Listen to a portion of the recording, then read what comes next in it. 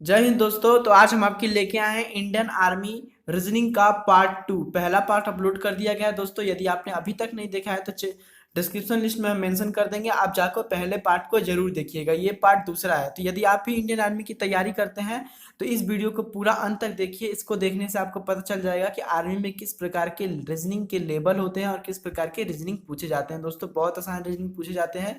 यदि आपने वीडियो को शुरू किया है तो पूरा अंत तक करके ही छोड़िएगा, ठीक है। तो सबसे पहले यदि आप अभी तक रेड बटन नहीं दबाए हैं तो जाके सब्सक्राइब का लाल बटन दबा के सब्सक्राइब कर लीजिए, ताकि इंडियन आर्मी से पूछे जाने वाले जितने सारे क्वेश्चन है प्रीवियस ईयर के सैंपल पेपर के सारे अपलोड किए जाते हैं, ठीक है।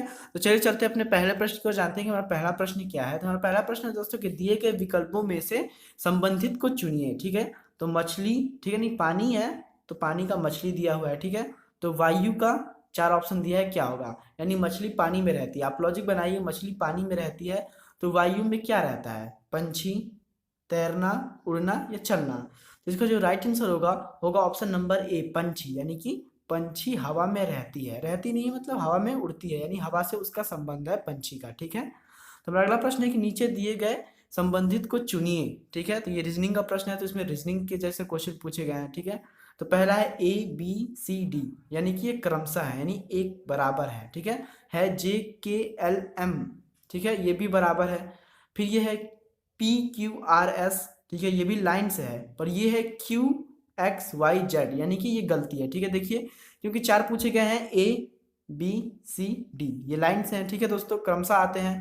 फिर दूसरा जो हमसे पूछे गया वो है जे के एल एम, ठीक है, ये भी क्रमशः है, एक लाइन से है चारों, ठीक है। जो तीसरा है वो है पी क्यू आर एस, तो ये भी चारों लाइन से है यानी क्रमशः है। लेकिन ये जो है क्यू एक्स वाई जेड, ये क्रमशः नहीं है, क्यू दूर का है जबकि ये तीनों पास के हैं, ठीक है। तो यहाँ पे होना चाहिए डब्ल्यू एक्स वाई जेड, ठीक है, ये होना चाहिए, पर यहाँ पे दिया गया है क्यू, इसीलिए ये संबंधित नहीं, यानी ऑप्शन नंबर 4 गलत है, ठीक है। तो हम चलिए चलते हैं अपने अगला प्रश्न, जानते हैं कि अगला प्रश्न क्या था। अगला प्रश्न दोस्तों है मैं मिसिंग प्लेस है, ठीक है, कोई प्लेस खाली छोड़ा गया, पूछा गया यहाँ पे कौन सा स्थान आएगा। तो है 2, 4, 7 और 11, और पूछा है कि अगला जो होगा यहाँ पे कौन सा अंक आएगा इनमें से। तो आप यदि फाइंड कर सकते हैं तो फाइंड करके हमको बताइए, वीडियो को पॉज कर लीजिए और आप इसका आंसर हमें कमेंट बॉक्स में दे दीजिए, ठीक है। तो चलिए हम जानते हैं, देखते हैं कि कितने के बीच में कैसे सॉल्व करते हैं, ठीक है। तो ये 2 से 4 हुआ है, ठीक, यानी 2 का अंतर आया है, ठीक है। 4 से 7 हुआ है यानी कि 3 का अंतर आया है, ठीक है। मिलाते रहिए, 2 का अंतर पॉलीथीन, 3 का अंतर। 7 से 11 हुआ है तो कितने का अंतर आया है, 4 का अंतर। अब कितने का अंतर आना चाहिए, 5 का, क्योंकि ये लाइन से बढ़ रहा है, ठीक है। देखिए 2 हुआ है, 3 हुआ है, 4 हुआ है, तो अब 5 होगा ही होगा, ठीक है। तो यदि 11 में आप 5 जोड़ते हैं तो इसका राइट आंसर जो निकल के आएगा वो होगा 16, ठीक है। तो आप खोजिए ऑप्शन में कि 16 कहाँ पे है, तो ऑप्शन नंबर सी पे 16 है, यानी राइट आंसर हो जाएगा, ठीक है। तो चलिए चलते हैं अपने अगले प्रश्न को, जानते हैं कि हमारा अगला प्रश्न क्या है। तो अगला प्रश्न है दोस्तों हमारा ब्लड रिलेशन से, ठीक है, ब्लड रिलेशन से हमारा अगला प्रश्न है। तो चलिए इसको हम सॉल्व करते हैं। प्रश्न है कि राहुल के दादा, ठीक है, कोई राहुल नाम का लड़का है या फिर व्यक्ति है, उसके दादाजी हैं, राहुल के दादा, ठीक, का बेटा, राहुल के दादा का जो बेटा है, बेटा, ठीक है, वो राहुल का पिता होगा। मिलाते रहिए आप, राहुल का पिता होगा, ठीक है, राहुल के दादा का बेटा राहुल का पिता होगा, बेटा का बेटा, ठीक है, दादा के बेटा, फिर इनका बेटा, ठीक है, बेटा क्या लगेगा राहुल का, ठीक है, राहुल का क्या लगेगा। तो दोस्तों आप समझ गए होंगे कि ऑप्शन नंबर ए सही होगा, भाई लगेगा। देखिए राहुल कोई है जो राहुल के दादाजी हैं, ठीक है, राहुल के दादाजी, तो उनका जो बेटा है यानी राहुल के पिताजी, उनका बेटा है, उनका एक और बेटा है, ठीक है, राहुल होगा ही पहले से उनका बेटा, पर उनका एक और बेटा है, तो वो बेटा राहुल का क्या लगेगा, तो भाई लगेगा, यानी ऑप्शन नंबर ए राइट होगा। तो ये दोस्तों प्रश्न हम डाल दिए हैं मैथ से, ठीक है। तो आप इसको सॉल्व करके बताइए कि इसका आंसर क्या होगा। पूछा है कि 4500 का 30% कितना होगा, ठीक है। चलिए इसको सॉल्व करते हैं। लिखते हैं 13/100, ठीक है, इंटू करते हैं 4500, ठीक है, 00 से 00 कैंसिल कर देते हैं, आया हमारा कितना 13 × 45, ठीक है। तो जो इसका राइट आंसर बनेगा दोस्तों, आंसर बनेगा ऑप्शन नंबर ए, ठीक है। इनको मल्टीप्लाई करके आप चेक कर लेंगे, 385 आएगा, ठीक है, 350 होगा 400 मतलब 4,500 का 30% 1350 होगा। ठीक है, तो चल चलते हैं अपने अगले प्रश्न को जानते हैं कि हमारा अगला प्रश्न क्या है। तो अगला प्रश्न है कि कंप्यूटर चार्ल्स बेबेज, ठीक है, यानी कंप्यूटर के जनक कौन है, पिता किसको माना जाता है, चार्ल्स बेबेज को, यानी चार्ल्स बेबेज ने कंप्यूटर की खोज की थी। तो बल्ब की खोज किसने की थी, तो ऑप्शन दिया है एडिसन, न्यूटन, ग्राहम बेल, इनमें से कोई नहीं। तो आप सभी लोग को पता होगा दोस्तों एडिसन, ठीक है, अल्वा एडिसन ने बल्ब की खोज की थी, यानी ऑप्शन नंबर ए इसका राइट होगा। ठीक, तो चल चलते हैं अपने अगले प्रश्न को जानते हैं कि अगला प्रश्न क्या है। तो अगला प्रश्न है कि यदि, ठीक है, यदि 410 को, ठीक है, 410 को 573 लिखा जाता है, ठीक है, आप ऐसे लिख लेंगे, यदि ऐसे प्रश्न पूछे जाते हैं तो उनके ठीक नीचे आप लिख लेंगे। ठीक, तो 140 को क्या लिखा जाएगा, ठीक है, तो देखते हैं 410 को लिखा जाता है 573, तो पूछा है 140 को क्या लिखा जाएगा।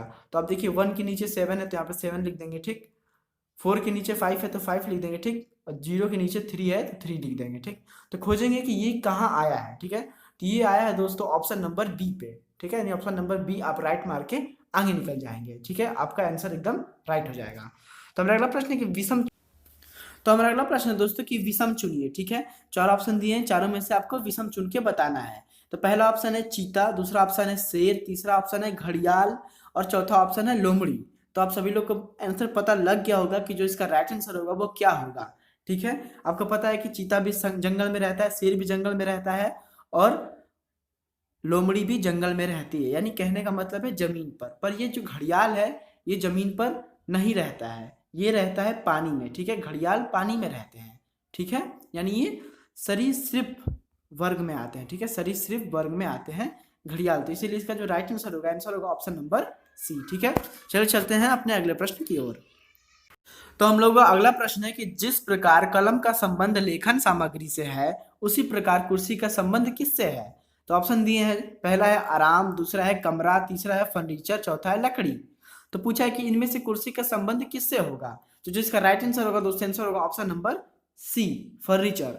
बहुत सारे लोग के मन में आ रहा होगा कि नहीं, इसका जो राइट आंसर होगा ऑप्शन नंबर ए, आराम, क्योंकि कुर्सी पे इंसान आराम करते हैं, यानी यह आराम की सामग्री है। पर आपकी जानकारी के लिए बता दें कि कुर्सी इस क्वेश्चन के मुताबिक कुर्सी आराम की नहीं फर्नीचर की सामग्री है। ठीक है, तो हमारा अगला प्रश्न है कि यदि आज सोमवार है तो बीते हुए कल के परसों क्या था।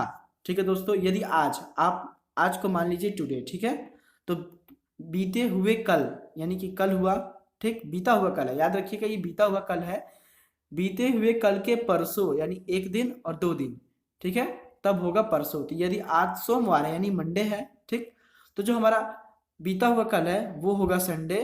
ठीक, तो इसके जो इसका कल होगा वो होगा सैटरडे और जो इसका परसों होगा वो होगा फ्राइडे। ठीक, तो जो इसका राइट आंसर होगा दोस्तों आंसर होगा फ्राइडे। ठीक है, फ्राइडे इसका राइट आंसर होगा। ठीक, यानी ऑप्शन नंबर ए, शुक्रवार।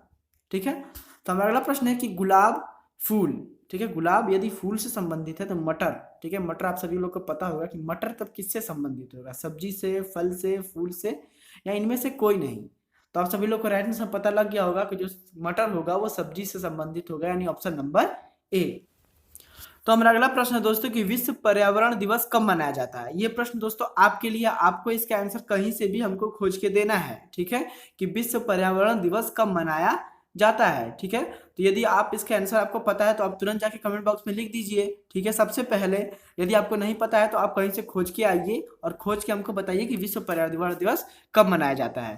तो यदि आपको हमारा पढ़ाया हुआ अच्छा लगता है तो हमारे चैनल को जरूर अपने दोस्तों के साथ शेयर करें ताकि उनकी भी काफ़ी ज़्यादा हेल्प हो पाए। ठीक है, वीडियो को लाइक करें और चैनल को सब्सक्राइब करिए। चलिए मिलते हैं आपसे अपनी अगली वीडियो में। I really appreciate your time.